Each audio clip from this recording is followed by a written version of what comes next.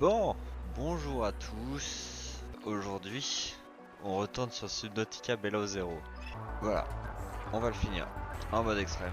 I should find a way into the water Bon, and je get to the rush un drop peu le pod. début parce que je le connais, malheureusement pour vous. Le but, ça va être d'avoir très vite le Found the Simos. drop pod. Qu'est-ce que je fais? Je fais des trucs aléatoires. Dans un premier temps, nous allons parler du jeu de façon un peu découverte. Le tout sera Gather some tools and entrecoupé resources before d'une starting petite the dose search. d'humour. Alors, si vous ne connaissez pas le premier, je vous invite fortement à aller voir d'abord le premier. Après, comme on est sur Below Zero, je suppose que vous avez déjà entendu parler du premier.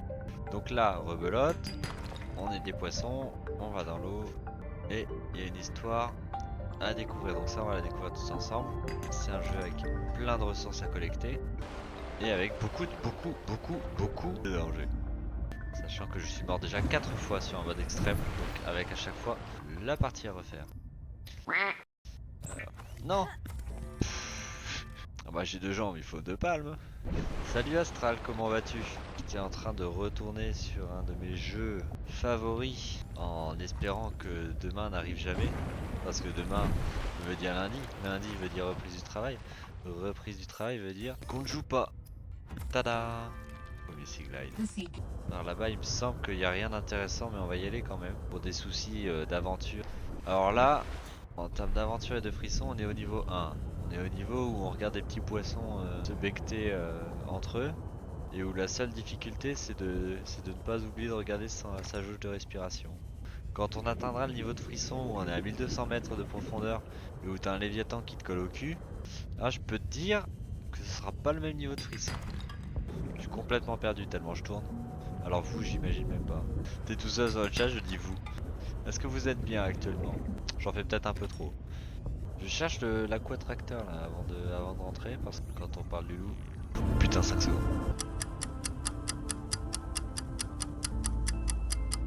Oh non, pas encore. Pas... Ah! Ça y est, j'ai déjà le cœur qui...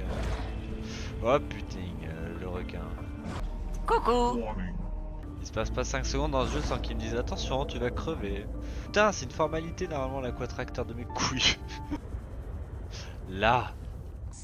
Oxygen En efficiency plus, il y a decreased. du PDA autour. Même mon visage il s'illumine genre. Ah. Oh gars, je suis pas encore mort. Hop, voilà. Un peu de terre ferme, ça fait pas de mal. Le jukebox. Oui. Eh ben c'est Noël. J'ai eu plein de trucs. Oh pire, de toute façon on est obligé de revenir pour ça, j'ai oublié. Voilà. Couldn't be funky. Oh j'en ai qu'une. C'est combien de mètres de profondeur? 150?